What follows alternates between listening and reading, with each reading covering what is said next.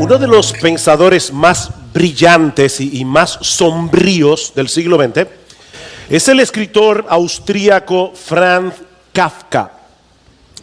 En una de sus novelas más conocidas, titulada El proceso, un hombre llamado Joseph K., y probablemente es una alusión al apellido de Kafka, un hombre llamado Joseph K. es arrestado sin saber por qué. A partir de ese momento, el señor K. va pasando de tribunal a tribunal sin saber de qué se le acusa.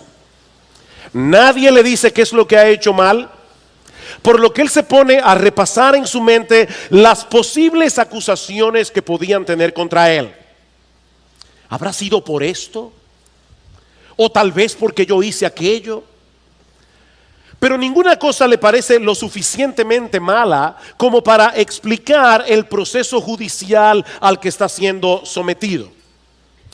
Es una experiencia terrible que se va extendiendo por 12 meses, un año completo, hasta que un día dos guardias llegan a buscarlo, y uno de ellos lo apuñala y muere. Así que la novela termina y ni el señor K ni nosotros sabemos de qué se le acusaba. Esta novela ha sido analizada desde diferentes perspectivas desde que fue publicada por primera vez en alemán en el año 1925. ¿Cuál era la intención del autor detrás de la historia del señor K? Bueno, hay algo que Kafka escribió en uno de sus diarios y que muchos han visto como el tema de la novela. Escuchen esta frase. Decía Kafka: independientemente del sentimiento de culpa, el estado en el que nos encontramos es pecaminoso. ¿Escucharon eso? Sea que tú tengas o no sentido de culpa, dice Kafka, la realidad es que nosotros estamos de alguna forma en un estado pecaminoso. En otras palabras, vivimos en un mundo en el que muchas personas dicen no creer en el pecado. Vivimos en un mundo en el que muchas personas niegan la realidad del juicio final al que todos compareceremos según las Escrituras en el tribunal de Dios. Pero aún así tenemos la sensación de que estamos sucios. Aún así tenemos la sensación de que hay algo que no anda bien en nosotros. Podemos tratar de esconder ese sentimiento de muchas maneras, pero eso es algo que está allí todo el tiempo. Porque el Dios que nos creó puso una conciencia en nuestro interior, una conciencia que pasa juicio sobre todas nuestras acciones, sobre todo lo que hacemos. Y lo malo de la conciencia es que su vocabulario es muy limitado. Solo sabe decir bien o mal, correcto o incorrecto.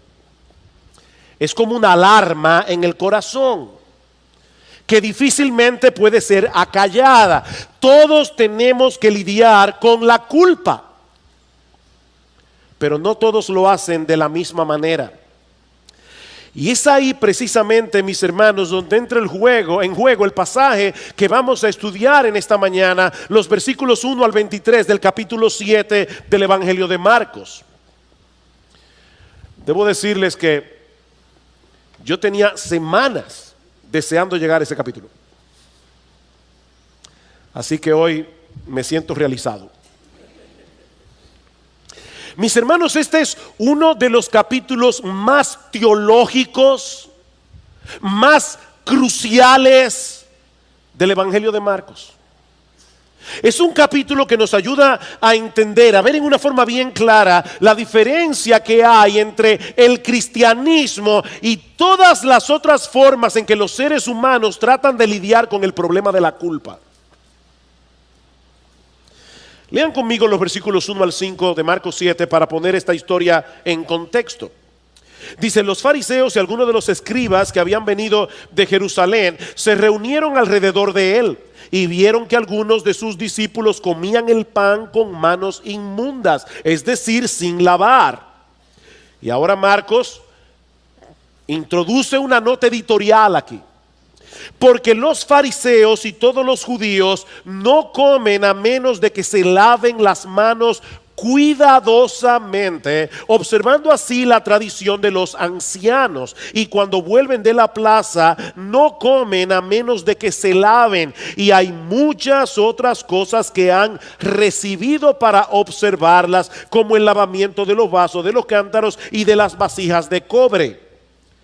Entonces los fariseos y los escribas le preguntaron: ¿por qué tus discípulos no andan conforme a la tradición de los ancianos, sino que comen pan con manos inmundas? Debo aclarar, sobre todo para los niños que están aquí, que es bueno lavarse las manos antes de comer. Sobre todo si estamos comiendo alimentos que se toman con la mano, como el pan, por ejemplo. Pero la preocupación de los fariseos en este pasaje no era higiénica. La preocupación de los fariseos en este pasaje era religiosa. Marcos dice en el versículo 3 que todos los judíos se lavaban las manos cuidadosamente antes de comer, y él añade, observando así la tradición de los ancianos. Y luego en el versículo 5 dice que los fariseos acusaron a Jesús de que sus discípulos no andaban conforme a la tradición de los ancianos.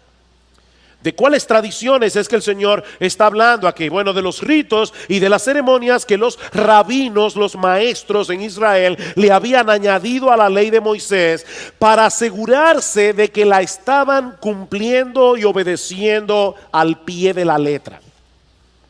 En el Antiguo Testamento Dios había ordenado ciertos ritos de purificación. Ahora, estos ritos eran prácticamente una ayuda visual para que los judíos percibieran la necesidad que ellos tenían de ser limpiados de sus pecados antes de poder comparecer a la presencia de Dios. De manera que estos ritos de purificación no lavaban realmente el pecado, obviamente. Estos ritos de purificación no eran un fin en sí mismos, eran simplemente un recordatorio que apuntaba hacia otra cosa. Estos rituales tenían la intención de preparar al pueblo para la llegada de un Salvador que iba a hacer por ellos lo que ningún jabón del mundo puede hacer, ni ningún ritual religioso tampoco. El problema del hombre es espiritual y por lo tanto requiere de un remedio espiritual. Es por eso que en Deuteronomio capítulo 10 versículo 16, hablando de la circuncisión, algo que se practicaba en el cuerpo, Moisés les dice: no se confundan, lo que ustedes necesitan no es un corte en el cuerpo, lo que ustedes necesitan es una circuncisión del corazón. Esa circuncisión física apunta hacia un remedio más radical, apunta hacia algo que Dios hará en algún momento en vuestros corazones. Y en Jeremías capítulo 2 versículo 22 lo dice en una forma mucho más impactante: aunque te laves con lejía y amontones jabón sobre ti, la mancha de tu pecado permanecerá delante de mí, dice Jehová el Señor. El lavado del cuerpo no puede quitar las manchas del alma. Pero los líderes religiosos de Israel perdieron de vista el significado verdadero de estos rituales y llegaron a pensar que por el mero hecho de practicarlos, eso los ayudaría a ganar el favor de Dios. Estos hombres llegaron a ser los máximos exponentes del legalismo en los días del Señor Jesucristo. ¿Y qué es el legalismo? Bueno, básicamente es tratar de ganar el favor de Dios a través de nuestra obediencia a un conjunto de rituales, de leyes y de normas. Mientras el Evangelio nos mueve hacia la obediencia por el hecho de haber sido aceptados por Dios de pura gracia por medio de la fe en el Señor Jesucristo, el legalismo nos dice que nosotros debemos obedecer para ser aceptados. ¿Ven la diferencia? En el Evangelio somos aceptados por fe y eso nos mueve a la obediencia. El legalista te dice: no, debes obedecer para ser aceptado. Y por supuesto, cuando uno piensa que puede ganarse el favor de Dios a través de la obediencia, muy probablemente hay dos cosas que van a suceder. La primera es que le vamos a añadir nuevas leyes a la ley de Dios, porque queremos estar seguros de que estamos haciendo las cosas exactamente como debemos hacerlas. En otras palabras, estamos ponchando los botones correctos para que salga el resultado correcto. Eso era lo que habían hecho los escribas y los fariseos. Ellos reinterpretaban y reinterpretaban los mandamientos de Dios y finalmente colocaban sus propias aplicaciones e interpretaciones de la ley al mismo nivel de la ley. ¿Oyeron eso? Ellos elevaban sus propias interpretaciones y aplicaciones de la ley al mismo nivel de la ley, y de ese modo llegaron a desarrollar una superestructura de regulaciones que vino a ser sumamente opresiva para el pueblo de Israel. Y mis hermanos, no piensen ni por un momento que nosotros no podemos caer en esa misma trampa en el día de hoy. Por ejemplo, yo creo que la Biblia enseña que nosotros debemos apartar este día para darle descanso a nuestros cuerpos y para tener comunión con el Señor, como no podemos hacerlo en el resto de la semana por las ocupaciones que tenemos. Ahora, lo que eso significa en la práctica, eso puede variar de un creyente a otro. Tal vez alguien decida tomar una buena siesta después de comida para poder descansar, mientras que a otro le conviene irse a caminar un rato para poder oxigenar el cerebro y estar bien despierto en el culto de la tarde. Y todavía existe la posibilidad de que algún creyente prefiera no dormir siesta ni irse a caminar, sino quedarse en su casa leyendo la Biblia o leyendo un libro que le sea de edificación. Ahora, imagínense qué sucedería si cada uno de ellos, sobre todo el tercero, el que decide no dormir siesta ni salir a caminar, convierte su práctica en una regla universal que todo creyente debe seguir, si de veras quiere hacer un buen uso del día del Señor. Bueno, eso fue precisamente lo que hicieron los líderes religiosos de Israel. Y terminaron destruyendo el propósito por el cual Dios instituyó este día. Porque en vez de ser un tiempo deleitoso en la presencia del Señor, los fariseos lo convirtieron en una carga muy difícil de sobrellevar.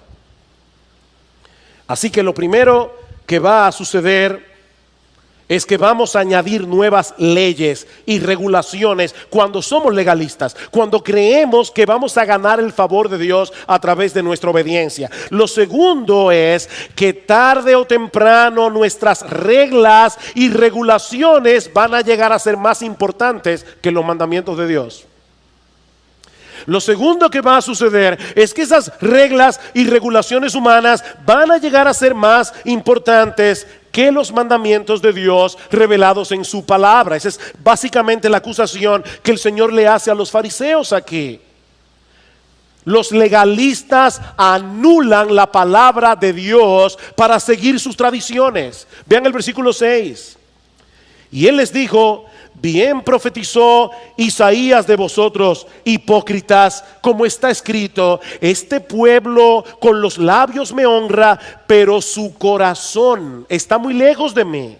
Mas en vano me rinden culto, enseñando como doctrinas preceptos de hombres. Dejando el mandamiento de Dios, os aferráis a la tradición de los hombres.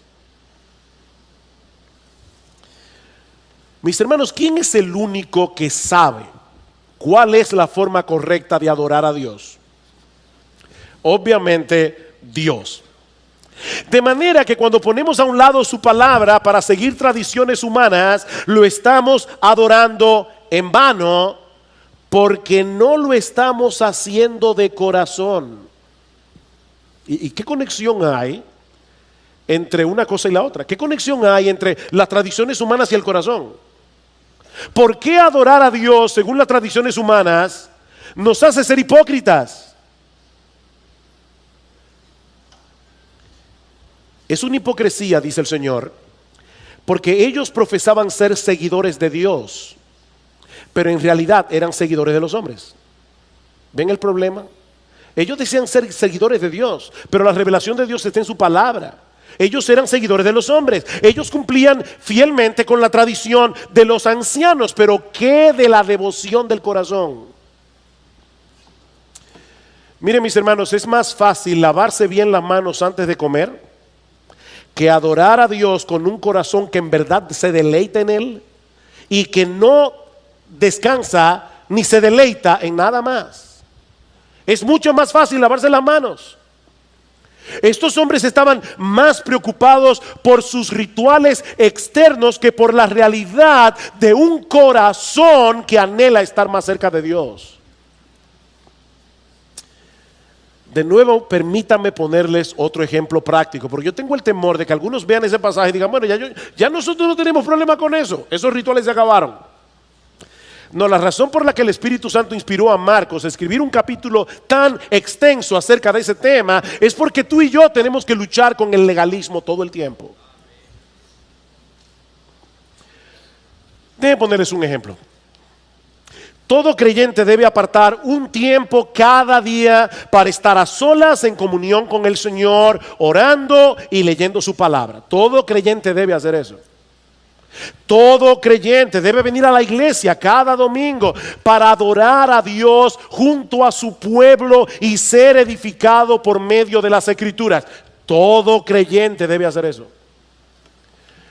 Pero escúchame bien, si tú estás haciendo todo eso como un ritual externo, creyendo que por el mero hecho de hacerlo te vas a ganar el favor de Dios, tú estás haciendo lo correcto por una motivación incorrecta. Y eso no le va a hacer ningún bien a tu alma. La razón por la que debemos congregarnos los domingos con el pueblo de Dios es porque es en medio de esta reunión donde Dios ha prometido manifestar su presencia especial. Y nosotros como creyentes queremos estar donde Dios está. Esa es la razón. Mirad cuán bueno y cuán deleitoso es habitar los hermanos juntos en armonía. ¿Por qué? Porque allí envía Jehová bendición y vida eterna. Allí, en la reunión del pueblo de Dios. Nosotros queremos estar aquí porque queremos a Dios. Sí, debemos apartar un tiempo cada día para leer la Biblia y orar. ¿Por qué? Porque Dios nos habla a través de su palabra y nosotros derramamos nuestros corazones delante de Él por medio de la oración. Nosotros queremos a Dios, queremos tener comunión con Dios. Pero el legalista se conforma con el cumplimiento externo del deber, sin darse cuenta de que su supuesta adoración no sirve de nada, porque su corazón está lejos de Dios. Lo que él hace externamente no es congruente con la realidad de lo que está sucediendo en su interior. Mis hermanos, escuchen esto. El corazón es el centro de la adoración. El corazón es el centro de la adoración. No importa lo que hagas externamente, si tu corazón no está involucrado, tú no lo estás. La verdadera adoración fluye de un corazón que se deleita en Dios. Fluye de un corazón que se mantiene en pie de guerra contra todos los ídolos que intentan ocupar ese trono. Pero la hipocresía de estos hombres no se quedaba ahí. Cuando nuestra obediencia a ciertas reglas no es más que un mecanismo para tratar de obligar a Dios a bendecirnos, vamos a terminar anulando los mandamientos de Dios por esas reglas, como decíamos hace un momento. Miren el ejemplo que pone el Señor en los versículos 9 al 13.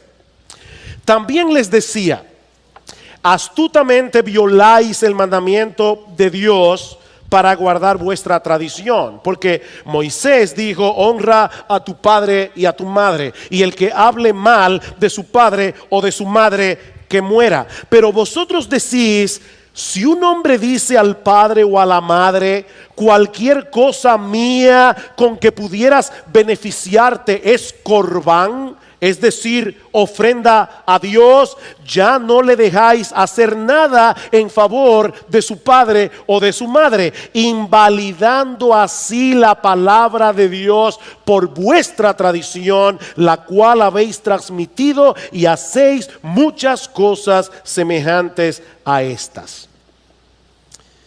La ley de Dios establece claramente que los hijos deben honrar a sus padres. Y eso incluye el hecho de cuidar de ellos cuando ya no puedan cuidarse por ellos mismos. Este mandamiento era tan importante que en el Antiguo Testamento, si un hijo maldecía a su padre o a su madre o intencionalmente les hacía daño, a ese hijo, según la ley mosaica, debía aplicársele la pena capital. Así de serio era esto.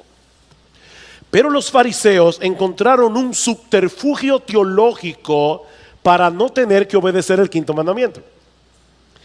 Si un hijo decía que aquello con lo que él hubiera podido ayudar a sus padres era corbán, y esta es una palabra hebrea que significa dedicado a Dios, todo esto que yo tengo, con lo cual yo hubiera podido ayudarte, yo lo he dedicado a Dios, él ya no tenía que hacer nada por sus padres. Ahora, miren dónde estaba el truco, porque hay un truco aquí. La regla del corbán decía que si una persona dedicaba algo a Dios, él podía seguir usándolo a lo largo de su vida, pero no podía dárselo a nadie más. Cuando la persona moría, esos bienes que habían sido dedicados a Dios eran llevados al templo.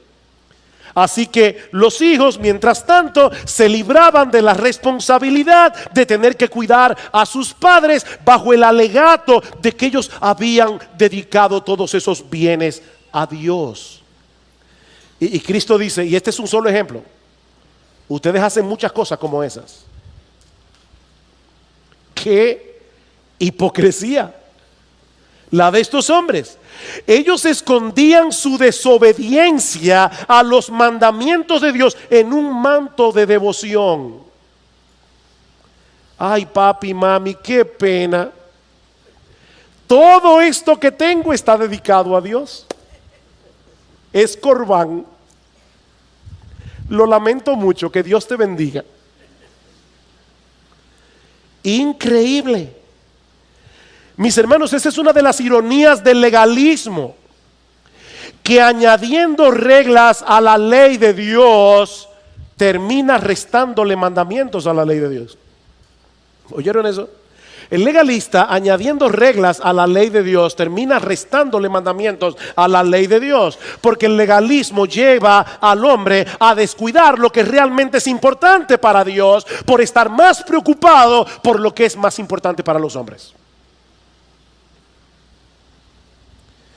Y noten la secuencia que Marcos nos presenta en este pasaje, porque hay una progresión aquí de decadencia en este pasaje. En el versículo 7 dice que ellos enseñan mandamientos de hombres en vez de enseñar las escrituras. En el versículo 8 dice que ellos dejan el mandamiento de Dios para aferrarse a la tradición. En el versículo 9 dice que violan el mandamiento de Dios. Y en el versículo 13 dice que invalidan o cancelan la palabra de Dios.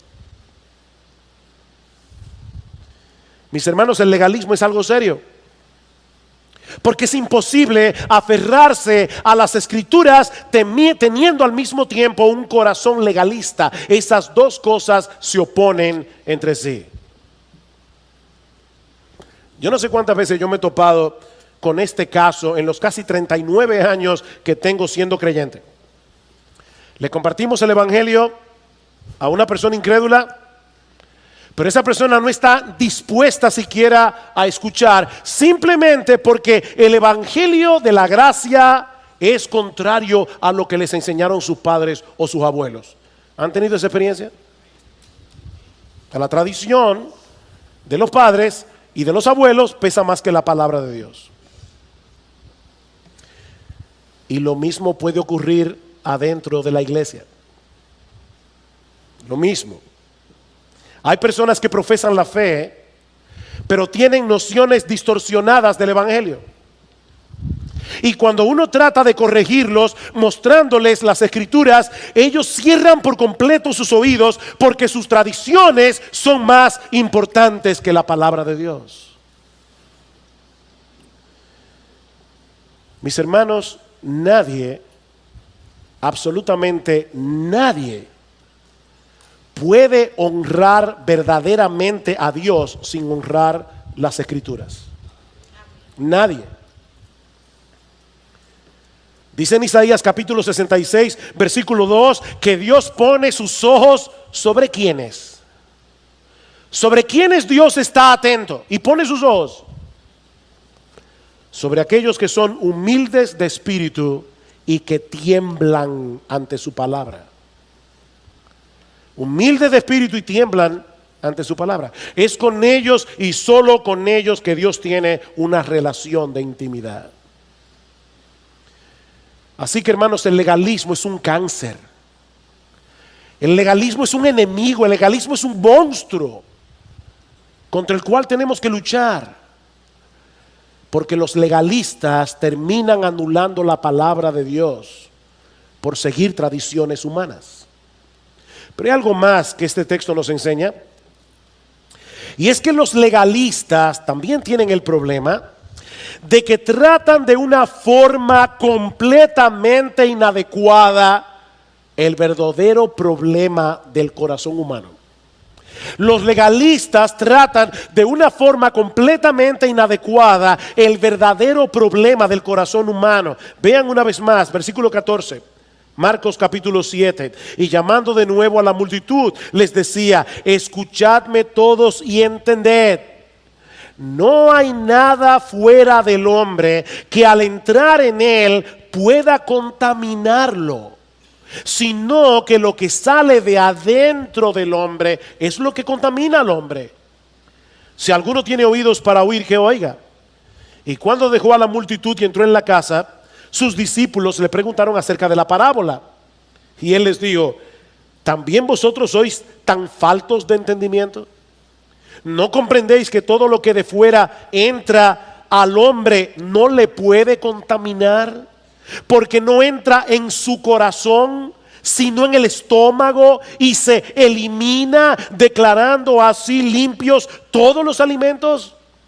Y decía: lo que sale del hombre, eso es lo que contamina al hombre, porque de adentro del corazón de los hombres salen los malos pensamientos, las fornicaciones, los robos, los homicidios, los adulterios, las avaricias, las maldades, los engaños, la sensualidad, la envidia, la calumnia, el orgullo y la insensatez.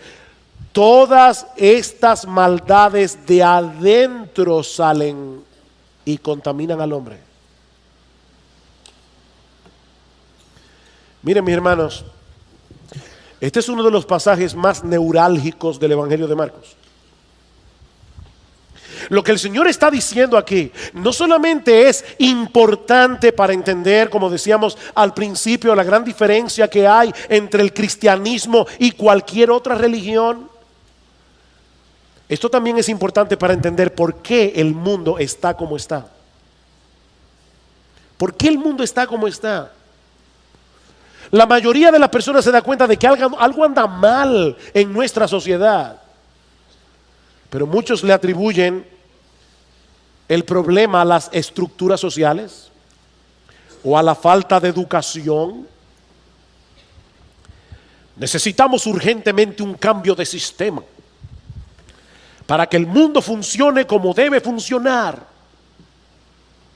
No, dice el Señor. No. Eso no sirve. Porque el problema no está en el sistema. El problema está en el corazón humano. Por supuesto, un sistema político puede ser mejor que otro. Eso es una realidad. Tener una buena educación es mejor que no tenerla. Pero todos nosotros tenemos un problema interno que ningún sistema político, ni la mejor educación del mundo, ni ninguna práctica religiosa puede resolver. Lo que el Señor Jesucristo nos está diciendo en este pasaje es que lo que anda mal en la sociedad somos tú y yo. Lo que Él está diciendo aquí, mis amados hermanos y amigos que están aquí en esta mañana, es que nosotros somos el problema. Vean el versículo 15. No hay nada fuera del hombre que al entrar en él pueda contaminarlo, sino que lo que sale de adentro del hombre es lo que contamina al hombre. ¿Escuchaste eso? Lo que te contamina, lo que te hace daño, no es primariamente algo que está externo a ti, es algo que está dentro de ti. Y yo aclaro que eso no quiere decir que no debamos cuidarnos de las cosas externas que puedan llevarnos a pecar. Jesús no está diciendo eso, porque Él mismo dijo en otra ocasión que si tu ojo te es ocasión de caer, debes sacártelo. Y obviamente Él no se está refiriendo a que te quedes literalmente tuerto. Lo que Jesús está diciendo aquí es que debes tomar decisiones radicales para no poner delante de ti ninguna cosa que pueda moverte hacia el pecado. Pero la razón por la que las cosas externas tienen esa influencia sobre ti y sobre mí es porque la corrupción ya está en nuestro corazón. Eso es lo que dice los versículos 20 en adelante. Lo que sale del hombre, eso es lo que contamina al hombre, porque es de adentro del corazón de los hombres que salen los malos pensamientos, las fornicaciones, etcétera. Etcétera. Mira, escúchame bien. Tu problema no es ese jefe que te hace la vida tan difícil. Tu problema no es ese conductor que maneja en vía contraria y por momentos te dan deseos de ir manejando una patana para quitarlo de medio. No, tu problema es que tú tienes un corazón homicida. Y yo también. Ese es nuestro problema. No es la pornografía en internet lo que te hace ver lo que tú no debes ver, sino la lujuria de tu corazón. La pornografía te seduce porque ya tú tienes un corazón impregnado de lascivia. La razón por la que te gusta chismear es porque tienes un corazón orgulloso y cruel, que disfruta publicando las faltas de los demás para luego construir un pedestal sobre los escombros de su reputación en el cual tú puedas levantarte a ti mismo.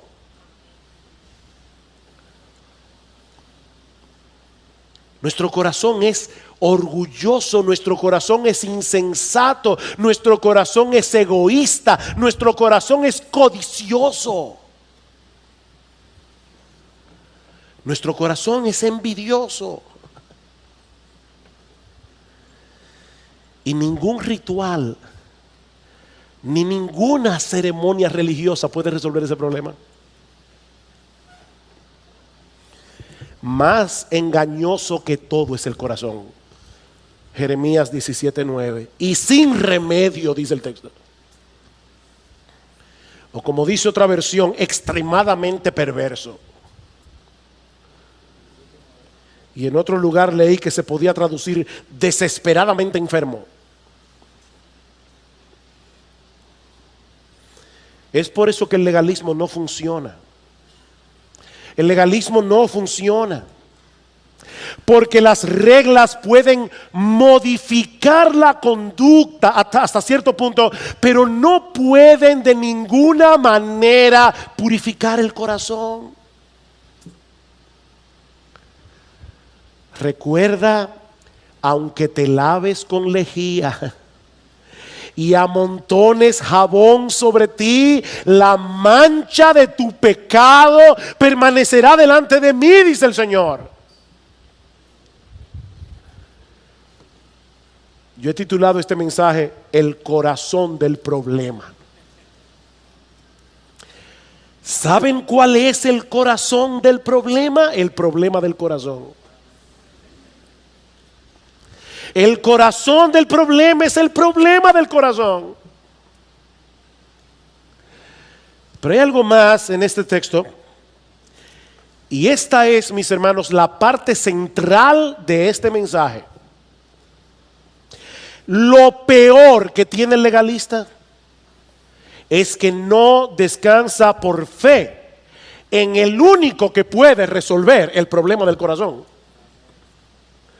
Nuestro gran Dios y Salvador Jesucristo. Miren una vez más los versículos 18 y 19. Y Él les dijo: ¿también vosotros sois tan faltos de entendimiento? ¿No comprendéis que todo lo que de afuera entra al hombre no le puede contaminar, porque no entra en su corazón sino en el estómago y se elimina? Eso no mancha el alma. La comida no mancha el alma. Te puede dar una indigestión o te puede subir el colesterol, pero no daña el alma.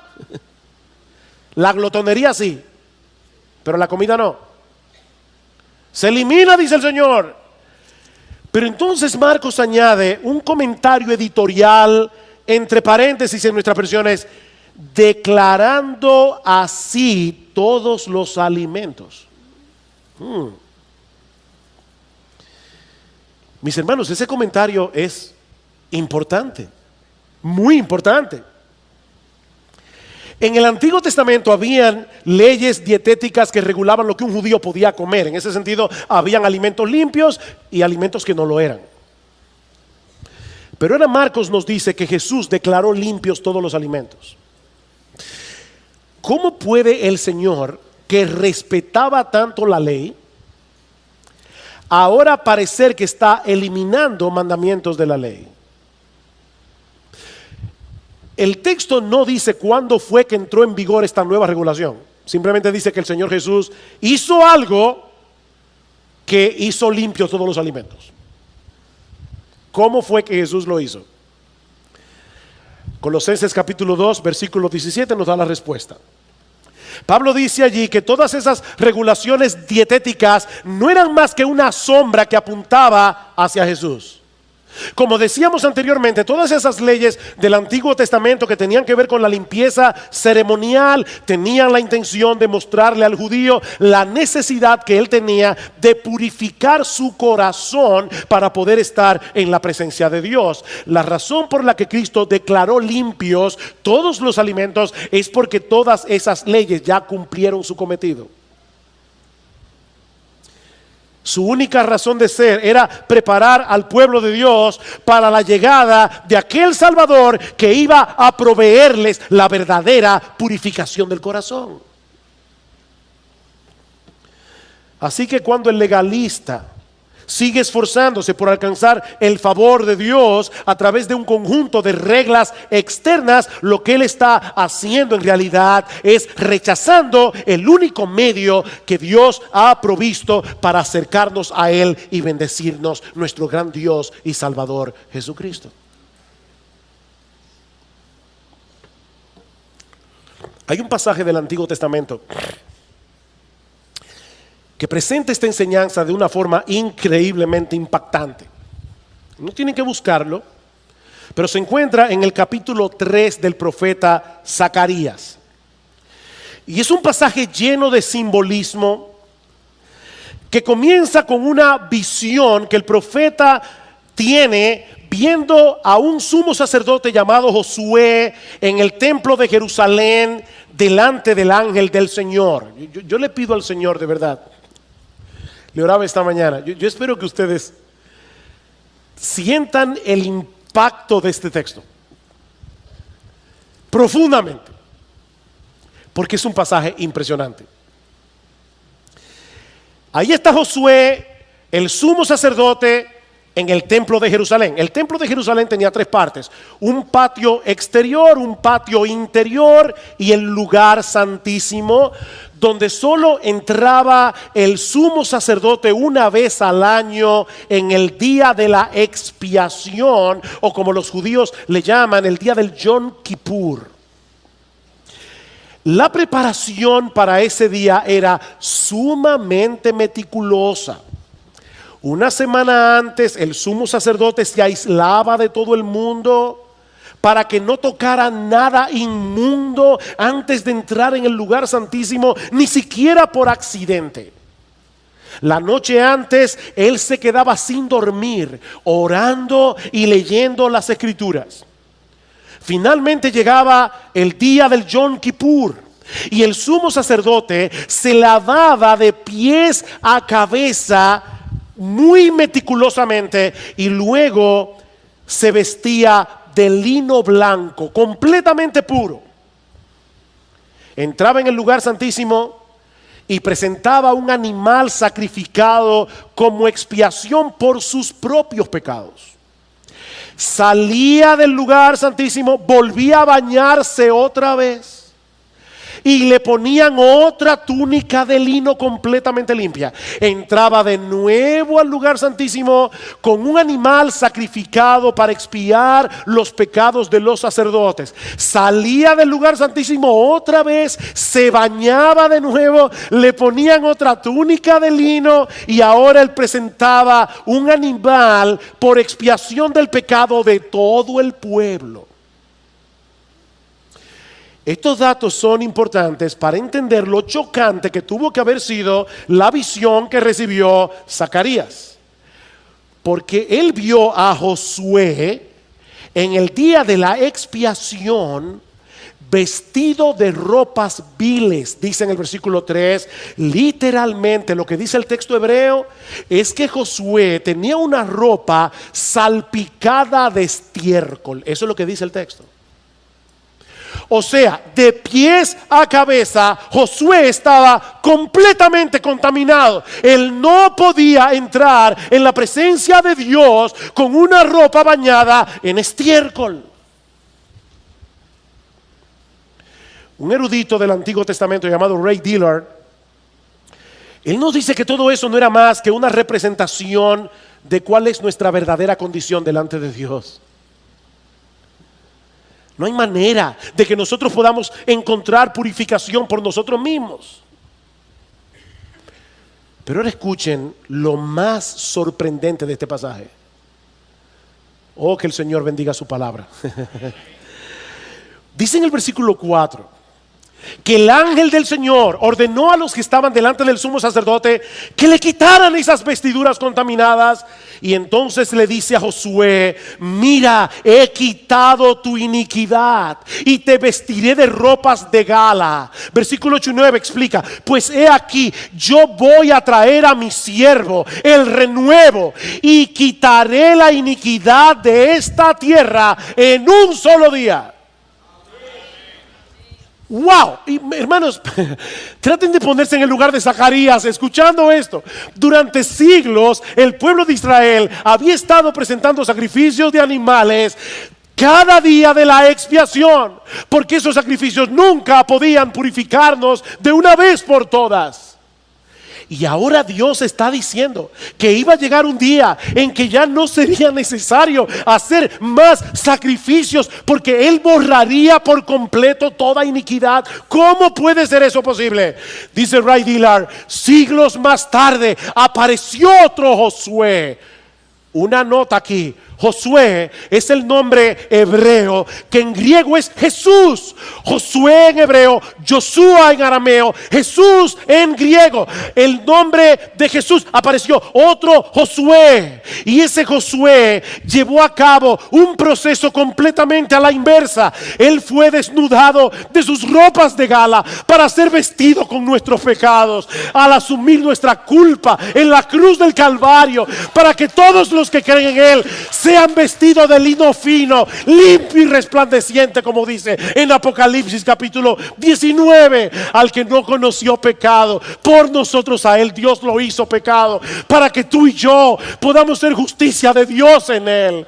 Aleluya, glorias sean dadas a nuestro bendito Señor y Salvador. Esto es increíble, hermanos. Dice en Hebreos capítulo 10 que los sacerdotes tenían que presentar sacrificios una y otra vez, los mismos sacrificios que nunca pueden quitar los pecados. Pero Cristo, con una sola ofrenda, hizo perfectos para siempre a los santificados. Eso es lo que el legalista no entiende. Oh, mis hermanos,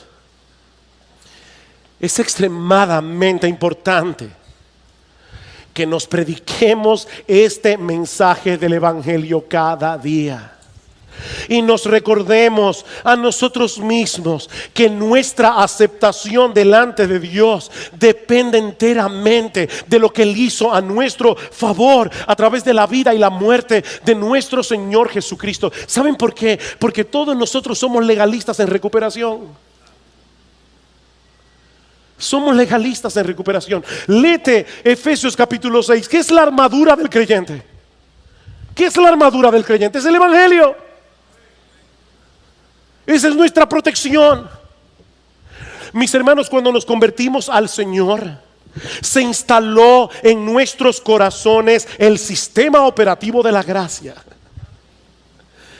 Ahora entendemos que la salvación es un regalo gratuito que Dios nos concede únicamente por causa de Cristo. El problema es que el pecado todavía mora en nosotros como una especie de virus cibernético que intenta corromper el sistema operativo de la gracia para llevarnos de nuevo al sistema operativo de las obras.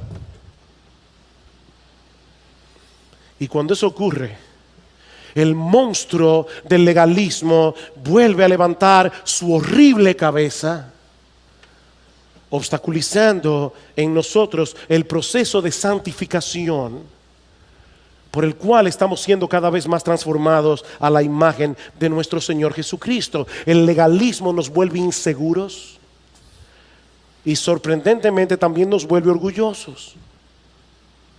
El legalismo nos hace ser hipercríticos. El legalismo nos lleva a ser arrogantes, mientras tratamos por todos los medios posibles de reafirmar nuestra identidad a través de lo que hacemos o de lo que dejamos de hacer. El legalismo nos aleja de Jesús, porque nos lleva a olvidar lo que Él ya hizo a nuestro favor en la cruz del Calvario, porque el legalismo nos lleva a olvidar que separados de Él nada podemos hacer. Mantente en guardia, mi hermano, en contra del legalismo, haciendo uso del único armamento con el que nosotros contamos para defendernos de ese mal: el Evangelio glorioso de nuestro gran Dios y Salvador Jesucristo. Predícate el Evangelio. Recuérdate que tu aceptación delante de Dios ya no depende de ti. Y si tú estás aquí sin Cristo, haciendo el esfuerzo de purificar el corazón por ti mismo, mi amigo, yo te invito en esta mañana a que reconozcas tu impotencia y que confíes únicamente en ese bendito Salvador que entregó su vida por nosotros en la cruz del Calvario. Es la sangre de Jesús la que nos limpia de todo pecado. Esa mancha del corazón no desaparecerá de allí, no importa lo que hagas, hasta que vengas a Jesús en arrepentimiento y fe. No sigas tratando de hacer lo que solo Dios puede hacer a través de la persona y la obra de Cristo, porque su gracia está disponible para todos nosotros hoy por medio de la fe.